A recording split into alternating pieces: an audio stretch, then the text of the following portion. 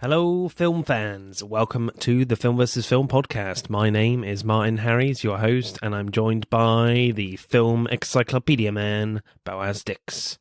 We are a couple of filmmakers on occasion, but mainly can't stop yapping about movies. On this podcast, every episode we pick a topic from a film that's coming out at the cinema or on VOD. Myself and Boaz pick our favourite film from that topic, or team up against a guest and battle it out to decide which film will become the greatest film of all time. If you enjoy this podcast, please leave us a 5-star review and subscribe.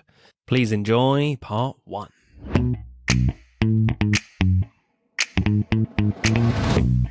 Hello, podsters or podderoonies, if you prefer that. This episode, as Creed 3 is coming out in the big screens across the world. And of course, Michael B. Jordan is stepping behind the camera as well as in front of it for this one. So we are talking actor-director films. So it's very exciting. And of course, I am joined by our first returning guest, Gary from the Choose Film podcast. How are you, sir? I'm very well. I'm excited to be here again. I didn't realise I'm the first returning guest, so that's very exciting. You are indeed. And nervous. Yes, we liked you so much, we invited you back on. Oh, thank you.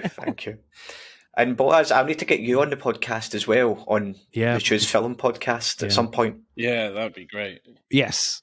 And of course, I'm joined by a man who nearly died getting here in a massive stunt in a boxing ring, apparently. Boaz Dix, how are you, sir? My jaw is fucked, but other than that, and my left eye can't see shit. But other than that, yeah, I'm all right. Good. At least you only need your voice for the podcast, technically, so you can still get through it. Yeah, exactly.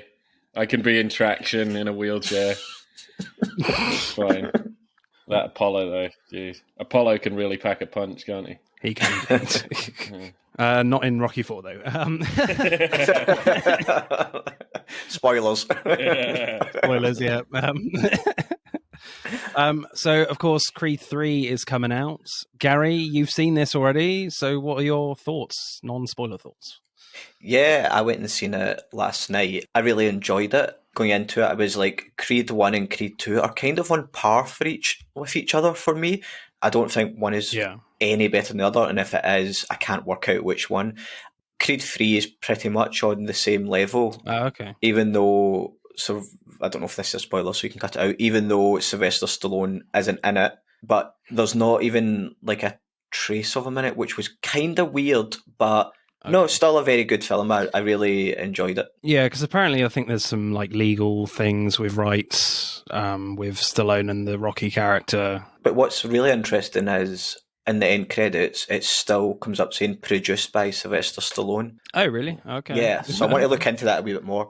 But yeah, I did enjoy it as a debut as well. I think for Michael B. Jordan as a director, I think it's pretty well directed, yeah. Boaz, are you excited for Creed 3 coming out? Oh yeah, definitely. Trailers look really awesome. Yeah, and of course we've talked about Jonathan Majors on our Ant-Man spoiler special. He looks like a very exciting actor moving forward in his career, and he looks in phenomenal shape for this film. I really enjoyed his character in it as well, and again, this isn't any spoilers. It reminded me of like a mix between real life Mike Tyson and Rocky III's fictional Clubber Lang. I won't say any more than that. Right, yeah. And I'm not just talking about fighting, I'm just talking about as a whole.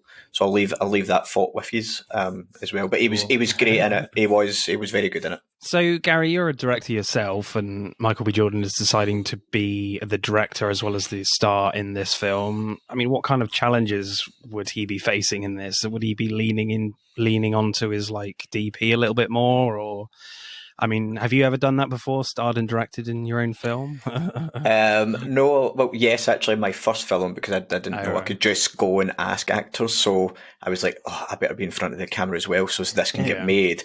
It was terrible. It was probably the worst thing I've ever made. But yeah, what's interesting with this, I think he was fighting quite a hard battle here from being the actor in Ryan Coogler's first film, Fruitvale Station, then joining him on this endeavour to make Creed and getting Sylvester Stallone's blessing and working really closely with Sylvester Stallone with Creed 1. And then Creed 2 is also co-written by Sylvester Stallone, so he's still got a lot of input there. And then, as we kind of mentioned at the start of this podcast, Sylvester Stallone is not really involved in this.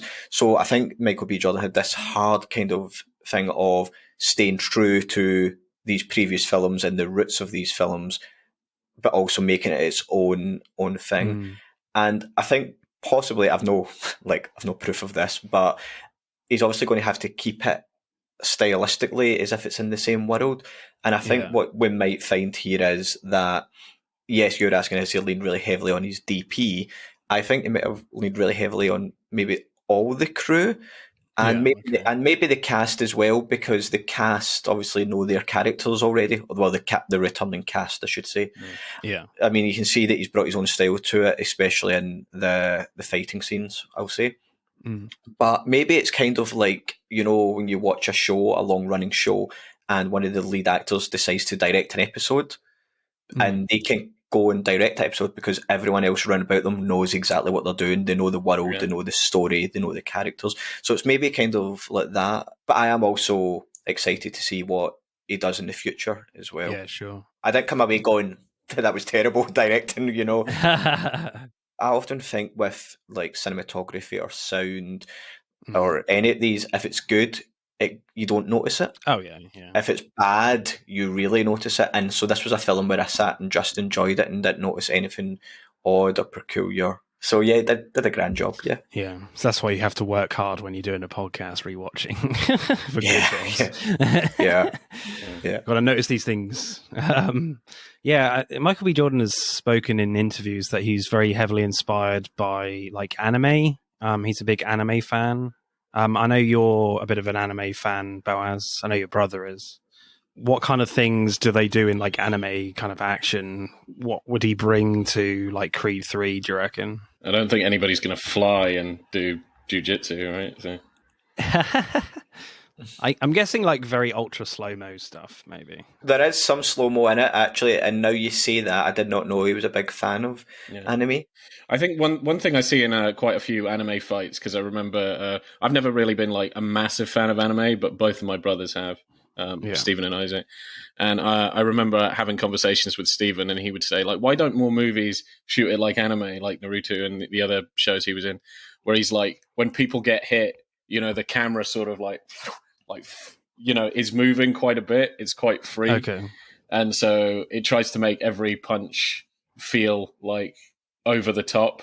So, you know, like if it's a really forceful punch and then it stops and then there's a lot of effort, then the camera might shake a little. Well, camera. Oh, okay. Or when they go flying, the camera goes flying with them, because you can do that if you're animating. You know, the camera can go wherever. So maybe that's what I would say. Maybe a more active camera. I can see Gary trying to think back at the fight scenes now. I'm trying to think back and not spoil it, but there is like some stuff where, as the characters are in the ring, like the audience around them, like everything goes dark, so it's just them in focus, and that now feels very anime, you know. In a fight, like the lights go down almost type idea. So there is like some stylized things like that in it. Cool. And yeah, there is some slow mo that now. It works for the film, like it didn't. The slow mo stuff didn't stand out or anything. Yeah, it didn't stand out bad. The other stylized stuff with the lights was very different from previous Rocky and Creed films. Again, and I could see that was a stylistic choice as a director. So Gary, then, what is your choice for actor-director films? Would you believe it? It's Sylvester Stallone and Rocky 2. Yes. The first time you were on the podcast, you picked Rocky. So we'll slowly get through the Rocky films when you're on next, obviously. This is Stallone's first film behind the camera, isn't it? Yeah, well, he wrote Rocky 1 and then starred in it. And for this one, he wrote, starred and directed in it as well. Yeah.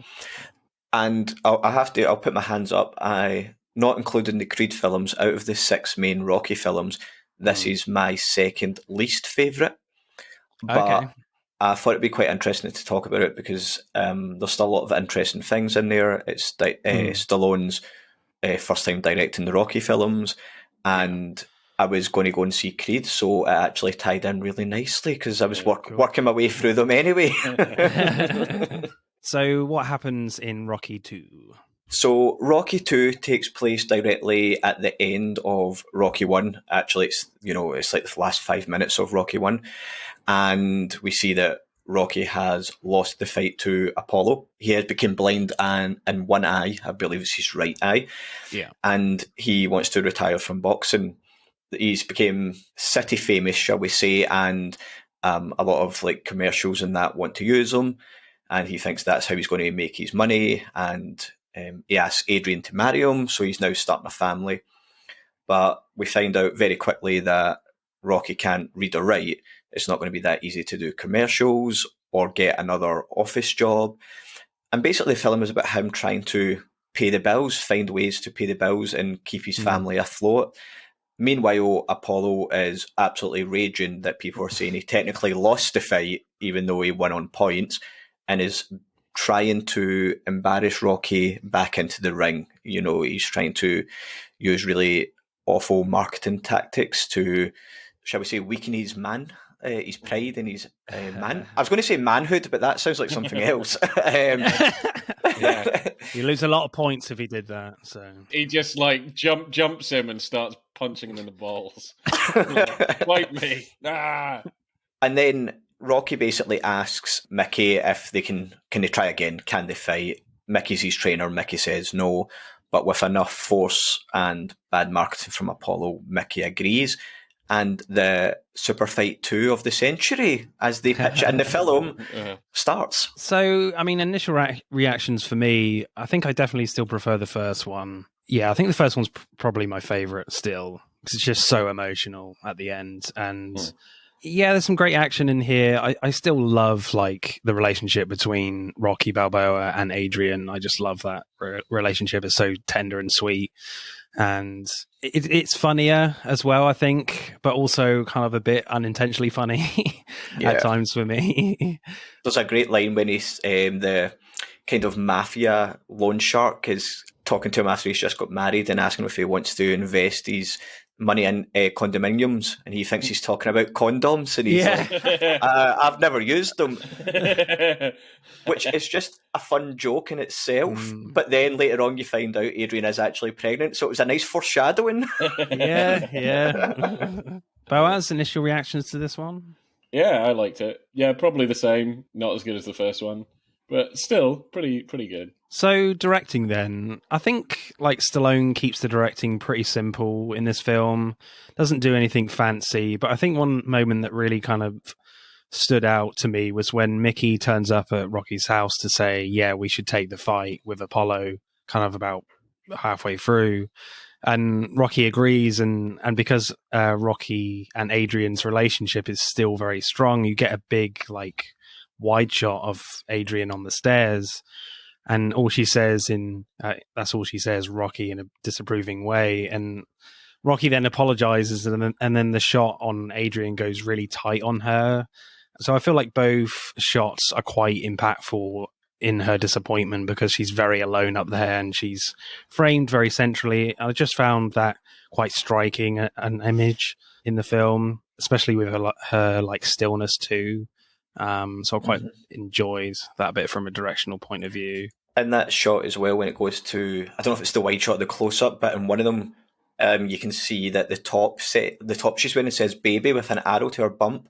And I think that's very deliberate, as in like, look what you're about to, like, you going and fighting, you could lose, like, you could like maybe be brain damaged or whatever, and then not be able to support what's in my stomach right now. I think that's very deliberate in that shot as well.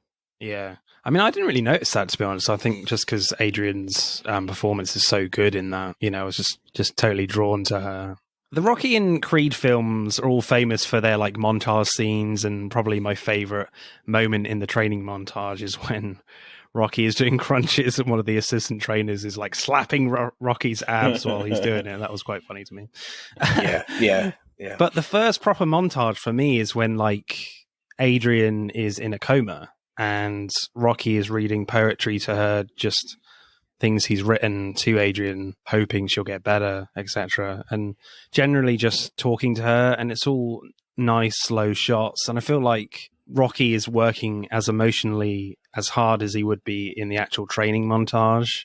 So I kind of really like that. And then it kind of quickly goes into, the actual physical, training for the boxing match. So I just quite like that contrast. And definitely between montages.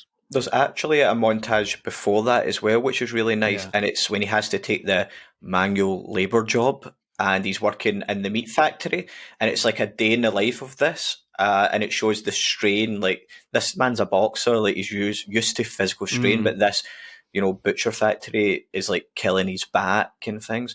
But it also, there's wee hints that he's still missing the boxing. Like, he walks past the meat and gives it a quick punch, a quick jab that shows that there's still that fight in him. But yeah, it's just another one I thought was quite interesting, where it was quite slow, like you're saying, when Adrian's in the coma, and you sympathise for him. But it's ironic because we've all had to take manual labour jobs at some point. It's like just a normal job, but I don't know if it's because he stooped so low or something like that. But I like those series of scenes where it kind of, he's not yet on form, but between his training and where he is at physically when he's just started to where Apollo is, where Apollo's on the he's doing like the punching bag, he's beating the crap out of it, and Rocky is very slowly, methodically trying to get his 500 in, and Apollo is like just the dribbling ball or whatever. Rocky, because he's got to do it with his right hand, it's just much slower. Do you know what I mean? Yeah. And then the sparring partners, where Apollo beats the shit out of his one. He knocks him out like immediately. He's like, get me another one. And Rocky is, struggling with his. And I like that. And then, you see the montage much later. I think that's what makes the montage like doubly awesome. One, it's like he's nowhere near Apollo. You get this, these series of scenes where it's back to back, where it's like he does not stand a chance.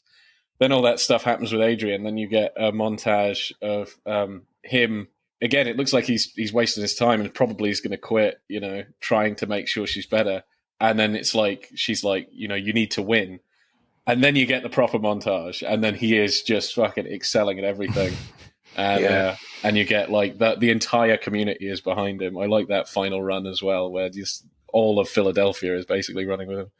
It just, it feels, I think, really good. Not just because of the previous scene and where he is in the story, but like, again, a few scenes prior, the fact that he was nowhere near Apollo. They made that abundantly clear when they were showing them, training.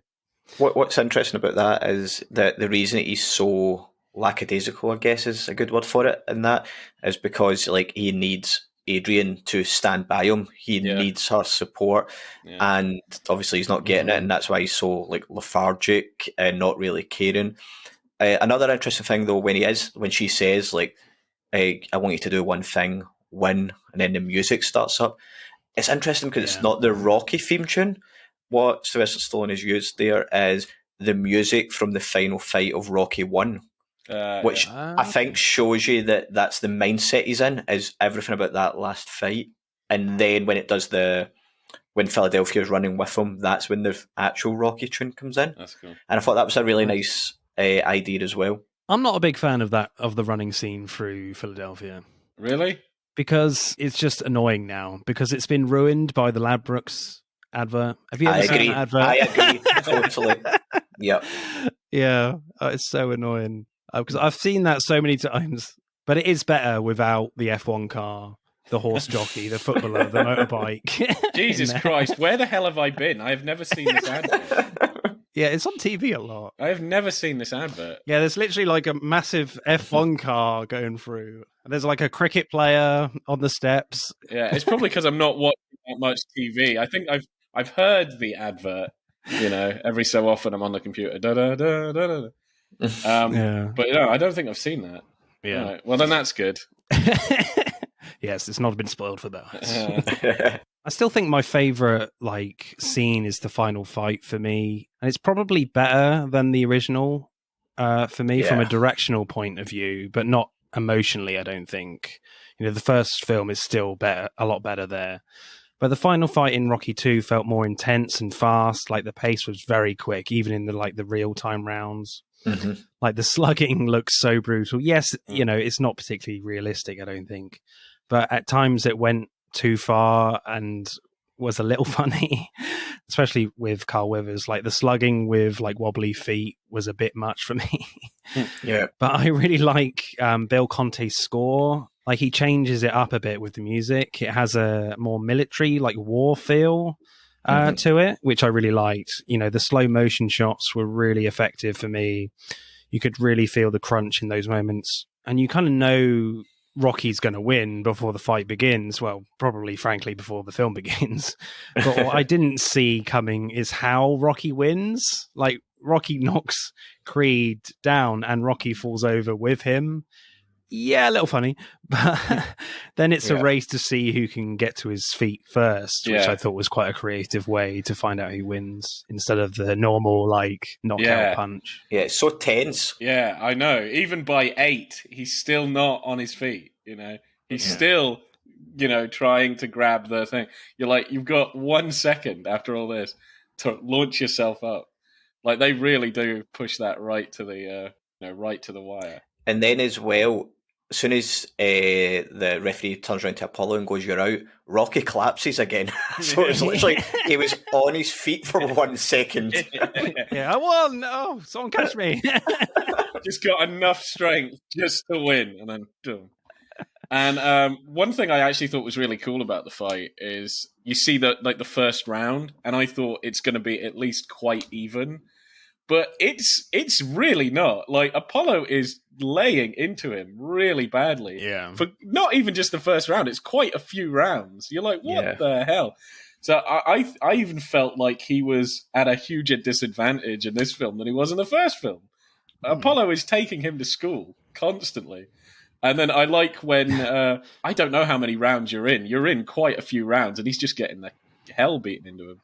Well, it's 15 rounds in those days. Yeah, and then I don't know exactly where it is. Maybe it's halfway through or somewhere. And the whole plan, because it's at this point you forget about the plan, which is that he is to box right-handedly, and then he's going to switch to his natural, southpaw because he's a left-hander. And I kind of forgot about that. He's just getting demolished, and I'm like, Jesus Christ! And the back talk gets rougher and rougher, and his face is all puffed up. It looks fucked. And then when you get the scene where it's like, Apollo's still winning on points, and it shows the point, and then Mickey's like, now, and he's just, I love that bit. That was just so good because I like at that point because he's endured so much. Like a beating and just almost down, and there's no way that he can win, and Apollo is still in good shape, and I completely forget the plan, and then fucking Sylvester Stallone just starts laying into him, and I'm like, I've got two, like, watching this film and it gets to the fight, I'm always in two minds of how I feel going into it. And you have kind of discussed that, and I think it's because in the first film, Apollo doesn't really train because he thinks that Rocky's a nobody and he doesn't need to. And that's why for some of the rounds, Rocky gets the upper hand. Yeah. But now that he knows that Rocky is actually relatively good, Apollo trains. So I know going into this after watching it so many times that I'm just going to watch Rocky get his ass kicked for like 10 rounds non-stop. And that's hard to watch. Yeah. But there is that scene, I think it's around about round 6 or 7, where Apollo loses his first round, and you just see it on his face, like he is like so devastated and fearful of Rocky again. When the two of them fall down, that kind of knockout with the two of them collapse, I think is a great tense scene. And then it cuts to like Adrian and that, and she's like, "Get up!" and Paulie's shouting it from their house, and that was interesting as well. Not to have his wife there. So is the final fight everyone's favourite scene, or? I think I don't know if it's just the shot I like, or I'll go for the scene. I'll say it's the scene. It's just after Mickey has agreed to train Rocky again, and they're watching the first fight on the projector, And it's when Mickey is telling him, right, we need to train you right-handed. Southpaws should be outcasted. And he's like, why didn't you tell me this before? And he's like, didn't want to hurt your feelings. But he stands up and he's like, we need to get speed. We need to get greasy, fast Italian speed. And as he says that, he's standing in front of the projector, and the fight from the first film is just projecting on Mickey's face. Yeah, that was good. And it's so beautiful and energetic, and it's like, right, okay, we're in it. And then it cuts to the next scene where we've spoken about where he's actually quite lethargic and he's not really invested yet. But that scene gets me hyped up. You know, waited so long for them to agree to fight. Yeah, I really like that as well, because he's, for most of that little bit of dialogue he has, he's in shadow, is that right, in the projector? And then in his final few lines he comes into the light again. I thought that was quite creatively done as well. Boaz, favourite shot or scene? Probably the run, actually, at the end of the montage, the run up the steps. Yeah. I know that's corny and what have you, and you say it's been ruined by this advert, which I haven't seen, thank God, but I just thought it was cool. Yeah, I was just wondering where the cricket player was, but, So, directing score, Boaz, what should we go for Rocky 2? I am thinking 8.3, or a straight 8, or a high 7. 8.1. Okay. Because I think it can be a very dangerous proposition, like the actor going behind the camera as well, because it doesn't always go well. Most notably in the Star Trek series, Leonard Nimoy in the third one, Search for Spock. Not a great film. Fourth one is all right, not too bad. But then they let William Shatner do the fifth Star Trek film, which is dreadful. So it doesn't always go well. So I think Sylvester Stallone does really well. Is that the one with God? Yeah. Okay. I just wanted to fit that in there. Why does God need a starship? It might surprise you that I've never seen any Star Trek, not an episode or a film. Oh wow! Really? So I'm just not going to comment on that at all. I would probably go 8.5 because, I can't really flaw the directing. I actually think the film's a little weaker on the screenplay, so we'll get into that anyway. But maybe that screenplay is a little weaker because he invested so much in directing. So you could maybe look at it that way. Possibly, yeah. So I'll go 8.5 at the moment. Screenplay then. As you said, Gary, in your little plot synopsis, it's interesting that they start off with the last 5 minutes of the first film. Normally, I don't like that sort of thing. I think it's a bit lazy. But because the ending of the first film is so good and emotional with Rocky shouting, Adrian, I think it just about gets away with it. Plus, you have that little bit of dialogue when, like, the fighters have locked arms and Apollo says, you ain't getting a rematch. And Rocky says, I don't want one. I can't remember whether that's actually in the first film, but it's kind of cool if they added that for this film. So it kind of does set up the film quite nicely. That actually is in the first one, so sorry to spoil that. Is it really? Oh, yeah. Shit. Okay. I think I mentioned this when we were when I was on the podcast the last time. It's because, if we remember right, Rocky, he wanted to win the match, but his main goal was to still be standing at the end of it because no one has ever went the distance. So he, in his eyes, achieved his goal of managing just to show that he wasn't another bum from the neighbourhood, his words. And that's why at that end he's like, I don't want one. In my head, I've won what I wanted. And the whole idea of this starting where the last one left off, every Rocky film other than Rocky Balboa did that. So like from the 70s to the 90s, really? They all do that. And I think it's really interesting because, and this goes into the screenplay, for me, the reason that these films work is because they're not about sports, they're about family and family troubles, and like this one is paying the bills, as I said. So if you watch them all, like as I sit down, like, one after the other, it does feel like you're just with these characters for their life, and it feels like one great big story. The main reason for it, I think, in Rocky 2 is because it hypes you up, doesn't it? It gets you, can you imagine being in the cinema, popcorn, you start with the fight from the last one, you're like, okay, I'm pumped, I'm ready. Yeah, because it's always interesting in sports films, like, you're either going to get either one or two outcomes. The hero's going to win, like, the sporting event at the end, or they're going to lose. So it's always really interesting to see how the filmmakers and the writers make that conclusion interesting. And I do quite like the fact that they do focus on a lot of family stuff in these films, especially when the outcome is usually quite obvious. So, that I feel like that is quite commendable from Stallone. I think the way sports films get away with that is the main character or characters, depending on the sports film, have to have another goal that's not just the win. So we actually just recorded an episode for our podcast, Cool Runnings, which is another underdog film. And I won't spoil if they win or not at the end, but it's based on a true story, so you can look it up. But their goal in it is actually to gain respect because they're a Jamaican bobsleigh team. Nobody respects them for that, and then it's about gaining respect rather than the actual winning the Olympics. Oh, Jamaica got a bobsled team. Yeah, I used to watch the hell out of that film when I was younger. What a film! You're preaching to the choir. It's great. Sanka, you dead? Nah, man, I'm good. We need to do that film. Yeah, we should. The first half of this film feels like the first film in reverse in some ways, where everything is going amazing for Rocky. He's just taken the champ to the distance, earned a ton of money, marries Adrian, they're having a baby together.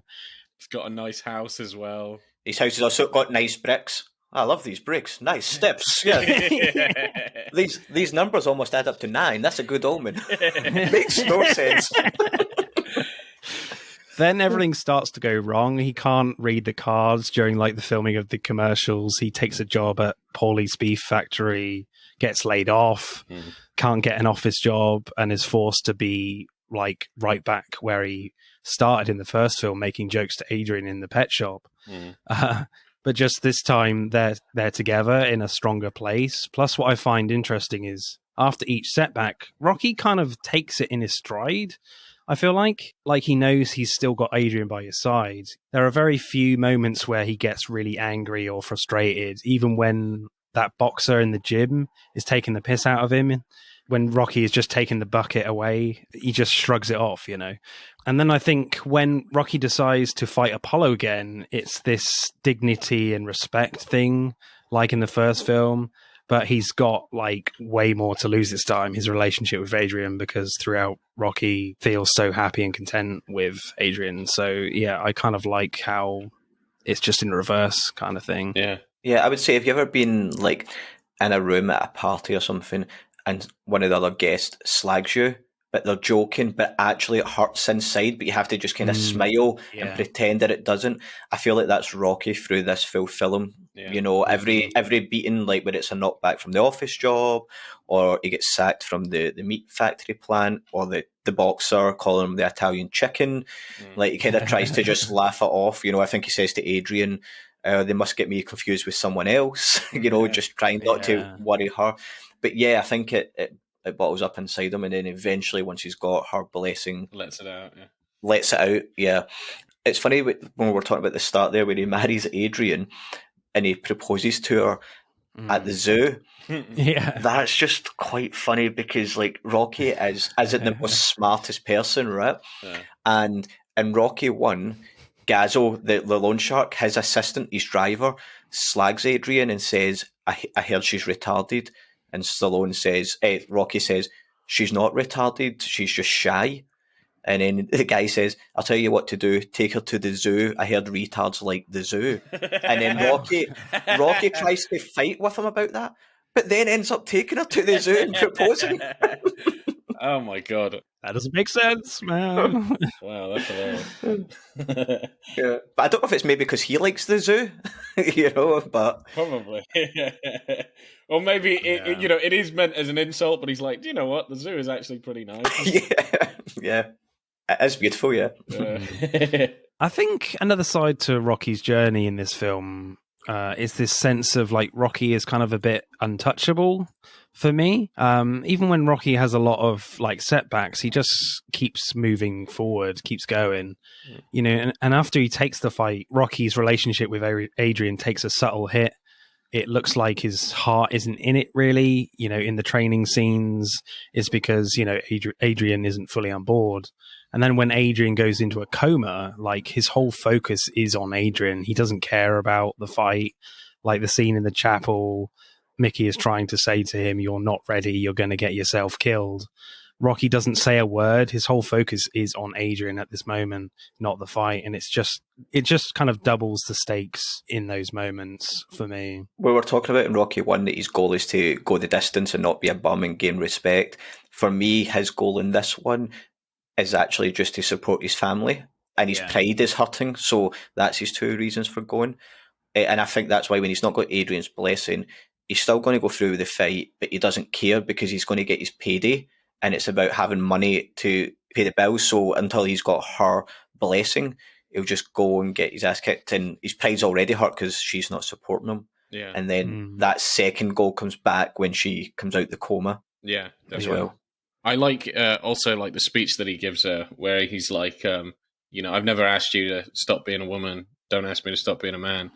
And he was like, I just want to provide. You shouldn't be going back to work. The kids need we're going to have a kid. They need nice things. I'm going nowhere. He's like, I'm spiraling down, And I do appreciate that, where it's like this fight, it's not something he feels at that point that he wants to do, or it's something like he feels he needs to do. He needs to do, to provide for his family. But she's not on board this with him, which is, Yeah, it's interesting because I really like that scene as well, but I feel like it's an interesting scene watching it with a contemporary eye, because it's like woman stays home, cooks, looks after baby, man provides, and you're not letting me do that. And she's like, I'll get a job at the pet shop, and he's really hurt by that. I feel for him, and I totally can relate to it. I just think it's an interesting scene nowadays, where like the world has changed, and how... Yeah. Like how would that be written in Rocky 2 if it was made now? Yeah, that's a good point. Yeah, it's difficult. But it's just I don't think there's anything wrong with the scene. It's not saying anything wrong, but it was just a different time, and the script shows the time that it's set in. Yeah. I'm not sure you would change too much. I feel like you just change a bit of the wording there, and it will still work.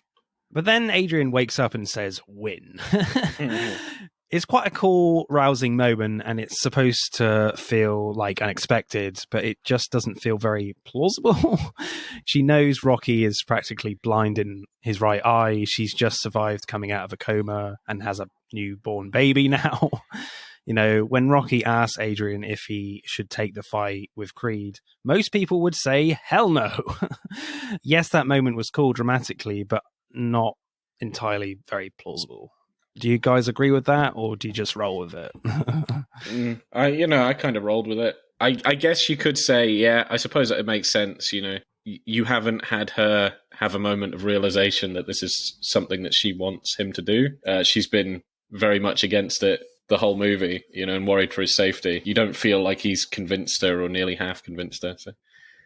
So I can kind of get that. So when she wakes up, it's a great thing for her to say, but I guess that's a fair criticism. Like, why is she saying that? Yeah, I would say it's a fair criticism as well. Yeah. To play devil's advocate on it, I would also say maybe that it's not Rocky that changes her mind. Maybe it's Polly, because Polly goes to her and has that conversation with her in the pet shop just before she goes into her coma and has the baby and goes into her coma. Yeah, so he's like, he's going to get hurt because of you. Like So maybe it didn't come from Rocky, it came from Polly. That's a good point. The other thing, and I don't know because I've never been in a coma, but has she been in that coma thinking about that?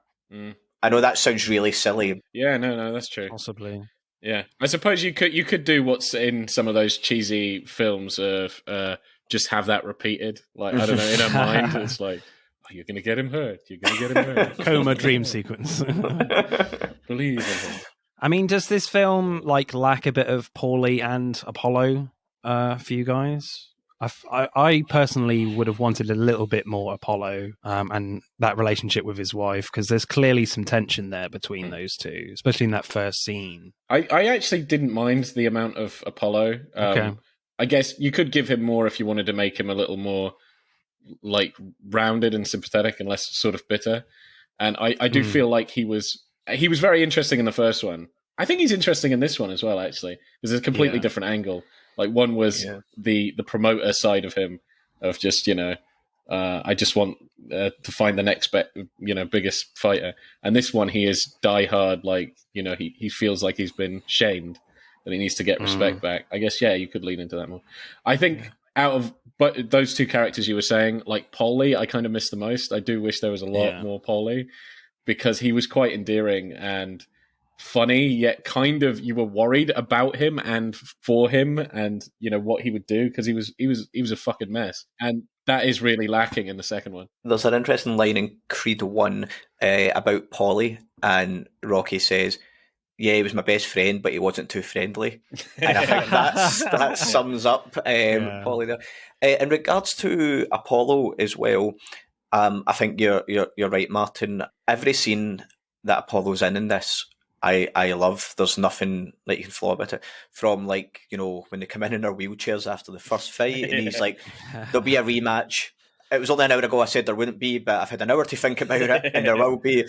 To the point where Rocky goes into Apollo's room in the hospital wards and goes, "Did you give me your best?" And he's truthful. He's like, "Yeah," because there's no cameras there. Yeah. There's a great scene with him and Duke, his trainer, where he's like, "What you afraid of?" And Duke's like, "He's all wrong for his baby. Like, I saw you beat that man like I've beat no man before." And you could see the fear in both their eyes. Yeah. Just quickly on Creed 3, there is a scene where Creed's wife, Apollo Creed's wife, and Adonis Creed talk about her other two kids. And I totally forgot she had two other children, because in the whole of the Rocky franchise, it's just before, in this film, where Apollo throws the hate mail over the balcony. The two kids run past the screen, and that's only time. So, yes, I agree. Yeah, no, that was true. I think even with when Duke is trying to convince him to drop it, he was saying, my kids are being taunted at school, Mm-hmm. But you don't really see his kids. That's right. I kind of forgot about that. That would have been an interesting sort of. So we see how this super fight 2 is affecting Adrian and Rocky. So yes, I agree with you. It'd be quite interesting to see how it is affecting Apollo and his wife as well. Yeah, and and also just maybe even get a couple shots of his kids in, because he might be neglecting them by his laser focus on. Yeah. I was talking to my friend yesterday about the fact you don't really see Apollo's kids in the franchise, and she said, "I'm sure there's a scene in Rocky 4 where he's playing with them in the pool," and I was like, "Nope, that's his two dogs." Jesus Christ. The dogs get more screen time than his children. He does not give a damn about his kids. No. Yeah. There must be a deleted scene where the dogs are crying after he dies. Sitting at the gravestone. And his two kids are like, "Who was this man?" And the kids just walk past the dogs crying. He paid for the house, right? Yeah. He was great. Yeah, I think one of my favourite moments actually with Apollo is when, just before the fight, and he has, I think, the picture of Rocky, I think, in a mirror, and it's a very dark lit set, and he's very still and brooding. He just takes the picture, throws it down, and does a few punches. A very quiet moment, an intense one at the same time. I did quite like that moment. Favorite lines, people? My favorite is from Mickey. When he's training Rocky and he says, "Come on, don't give up. Get that olive oil out of you." That was funny. That was hilarious. He also says that you're going to eat lightning and crap thunder. Yeah, that was. That's probably my favourite line. That was an incredible line. Gary? I narrowed it down to 3, and I'll quickly file them out. You can tell me what one you prefer. Well, one of my favourite lines is when the interviewer, right at the start of the film, asks Rocky what he was thinking in the final round. And he responds with, "I don't know, maybe I should have stayed in school." And Paulie says to him just after that, "How's the face?" And Rocky says, "How does it look?" And Paulie responds with, "I wouldn't want it." I think I've got to give it to one line that Mickey gives, 3 lines of dialogue, and it's when they bring in the baby, and he turns round and he just goes, "Is that it?" That was hilarious. That was brilliant. Because, I mean, is he mentioning the hair? Because there's a lot of hair on that baby. Yeah. I'm like, he was looking very confused. Yeah. I was born with a full head of hair as well. So yeah. Oh, right. Yeah. I was going to say, I like the dialogue when they were at, the pre-fight whatever interview with him and Apollo. Yeah, the press conference. Yeah, press conference with him and Apollo. And Apollo is just laying into him constantly. He didn't win. He got lucky. He's a lucky bum and all this shit. And it's just going on at him just constantly. And Rocky is, he's just being charming and he's just joking around. They say at the end, like, do you have any derogatory statements to say to the champ?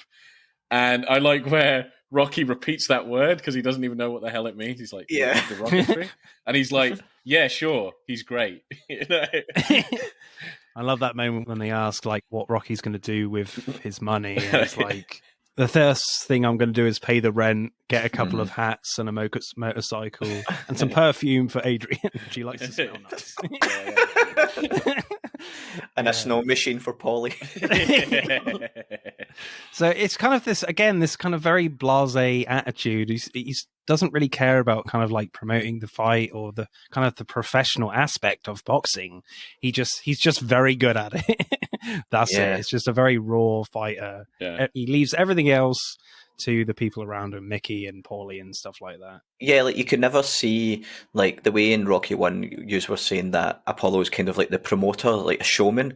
You could never really see Rocky becoming a showman. He's like, he's there to do the job and he has to go to a press conference, so he'll show up, but he's not going to, you said he is charming, but he doesn't try to charm the cameras or the people. Yeah. Yeah. It's more like he's charming because he just has no sort of clue on like, the ramifications of this or politics, anything like that, or these fancy words.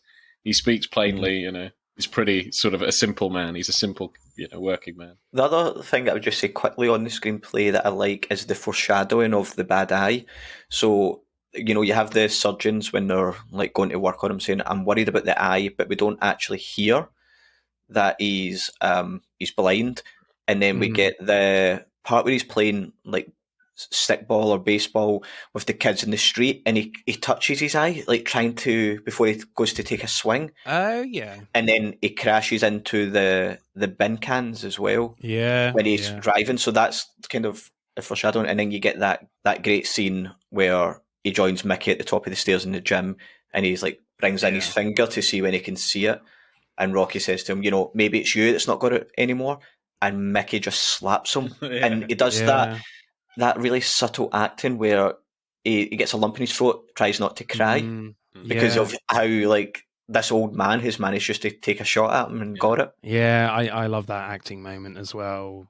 Because it kind of just means so much to him. Like that's all he knows. I think he mentions he just wants to box, to anything to do with boxing. And I'm saying that he takes everything in his stride, but I feel like that's very much for show for everyone else. Like inside, he is struggling in moments. Like he just wants to be around boxing, and that in that scene especially, it's very much an unraveling a little bit. And he only really does that to Mickey and Adrian, where he kind of opens up to everyone else.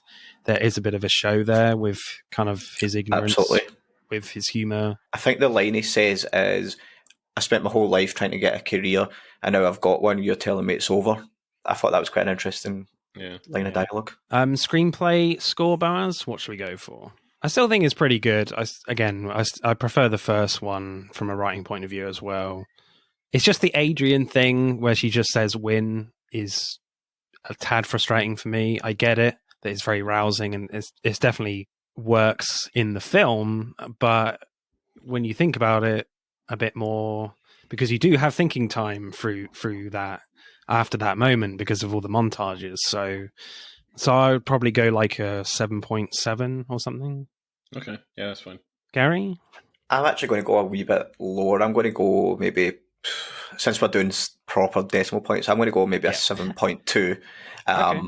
And the reason for that, I think the dialogue's great. I think there's like lots of like meaning behind the words, and like we said about the little bit of foreshadowing and stuff like that. That's all great. I think we spend too much time on the fact that he can't provide for his family, like the bills and the work and try to find a job, that it really slows the pace down. That then you're still waiting for him to fight, and then when he finally agrees to fight, he's lethargic. His heart's not in it, and so you're always like, "Come on, get to it." But it does work, because then when she says "win," we are all just like, "Finally!" Yeah. But I think we spend too much time there that the pacing really slows. So that's why I'm going to go for a 7.2. So acting then, I think you mentioned it already, Gary, with the marriage proposal in the zoo. I do find that really like sweet and innocent in that scene, and certainly in this franchise as well. Like the acting, I'm not sure you get more sweetness and innocence from any other characters, to be honest. And yeah, the scene that encapsulates that the most is the proposal scene for me. Yeah, where Rocky proposes to Adrian in kind of this sweet off the cuff way to Adrian, like he has no idea really what he's doing at the zoo in the snow. He just says, "I was wondering if you wouldn't mind marrying me very much." Yeah. What do you say? If you wouldn't mind marrying me too much. There's enough sweetness and humor in there from Stallone's acting that it works quite well for me. The line before that, he's like, "I'm wondering what are you doing for the next 40 or 50 years?" That's his first way to get into that. That was good. Yeah, I enjoyed that. I heard somewhere, I can't remember what it was, that basically someone said the reason that Sylvester Stallone as Rocky works is because the closest character to that is probably someone like Forrest Gump. He's not as silly as Forrest Gump, but because he doesn't quite know what he's doing, there's that charm and that stupidity, but he's just a lovable character that we embrace that. And I think that's why that scene that Martin's talking about works really well. It's like he's fumbling his words, but you know what he's trying to ask her, and we go along with that. I love Burgess Meredith as Mickey. Yeah, he's amazing. Even though I thought he was going to keel over from a heart attack at any moment. I mean, the guy looks old and ill in this film. But there's a lot of great scenes. Gary, you mentioned the funny one where he sees the baby. And then I kind of like the end of that scene. When she does say win, he's like, "Yes, let's go," or something. And it's like, again, a great funny moment. But I think he does bring some kind of great heart and emotion as well, of course. Yeah. One notable one as well is the one in the chapel where he's trying to be very rousing and trying to get Rocky to commit to the fight. And it's really interesting that, Rocky doesn't say anything. He's just sat there in self-pity. But at the same time, Mickey is being very aware of where he is. He's in a chapel. He doesn't want to be offensive, in this place. So I found that quite an interesting dynamic in that scene, especially when he's trying to get Rocky out of this slump. That's probably my favourite performances as Mickey as well. That's probably my favourite scene that you're talking about, because he starts off. The chemistry between the two characters, even just going from the first one to the second one, they've got this love-hate relationship. Even in Rocky 1, he's like, "You're a bum, you've never had your nose broken, you're a rubbish fighter," until he gets the chance at the championship. Then they work together. In this film as well, there's this kind of love for each other at the start, then there's a bit of hate because Mickey won't let him fight. Then when he agrees to fight, Rocky's lost his heart, so there's this hate again. He's like, "I preferred you better when you were carrying spit." And then when Adrian goes into this coma and we're in this chapel, it's a great scene because he's like, "Don't lay down in front of him like some mongrel. You've got a second shot at the greatest title in the world. I'm not going to get angry in a biblical place like this." But then he says, "But if you want to blow it, I'll blow it with you." And he takes a seat beside him and he becomes more of a father. It's this father-son relationship through this montage as well, and I like that kind of change there. And I think from that moment on, where he says, "I'll blow it with you," from that to, I don't know, Rocky 3, there is this father-son relationship more than just a trainer. I love that monologue because as Mickey's ranting to Rocky, there's these pictures of the angels behind them, and then in Rocky 5, there's a speech by a flashback scene of Mickey talking to Rocky, and he says, "If you're feeling hurt or if you're feeling down, I'll be like this angel on your shoulder." And I think it's referencing this scene here, with the angels and Mickey standing there. It's just a beautiful shot, and his performance, that monologue, is tremendous. I do love a lot of the visual stuff. Definitely subtly ties into what's going to happen. Great rewatch value, I think, in these films.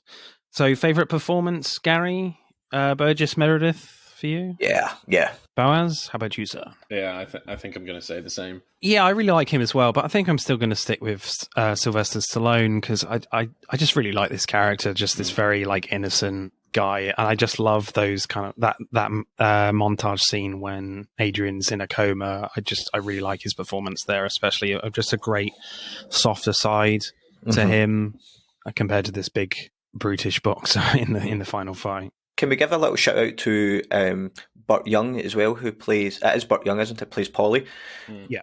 Because even what he has to go through in this film is quite interesting, because he's never had a great relationship with his sister, Adrian, and then she goes into a coma, and he like struggles to just sit there with her because he knows he's been quite nasty and mean to her. So like there's a great bit where he's like, I can't do any more of this watching business, you know, and then...